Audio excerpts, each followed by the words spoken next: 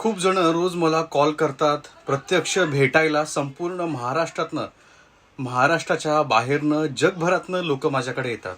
मित्रांनो, बऱ्याच लोकांच्या बाबतीमध्ये हे प्रश्न असतात की कोणी आमच्यावरती तंत्र, मंत्र, कोणता प्रयोग केला आहे, करणी काय खाण्यात दिलेला आहे, असा आम्हाला संशय आहे. आणि आम्हाला असं सांगितलं पण गेलेलं आहे, तुमची लक्ष्मी बांधून ठेवली आहे, तुमच्यावरती तंत्रमंत्र प्रयोग झालेला आहे.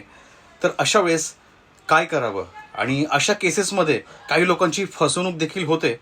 कॉलवरती कोणाशीही कॉल करताना, बोलताना, तुम्ही सल्ला घेत असताना एखादे व्यक्ती कोण समोर असेल, मग ते गुरुजी असतील, मग तो तांत्रिक मांत्रिक असेल, मग कोणीही एखादा व्यक्ती असेल, तो समोरचा व्यक्ती तुम्हाला हे सांगत असेल आणि तुम्हाला तुमच्या खात्यामध्ये पैसे टाका, 30,000 50,000 ऑनलाईन पूजा करतो, शांत्या घालतो आणि तुमच्या नावाने तुम्हाला विभूती कुरिअरने पाठवून देईन. मित्रांनो, ह्या गोष्टीपासून सावध राहा. खूप लोक माझ्याकडे येत आहेत, संपूर्ण महाराष्ट्रातनं येत आहेत. अशी फसवणूक टाळू शकता.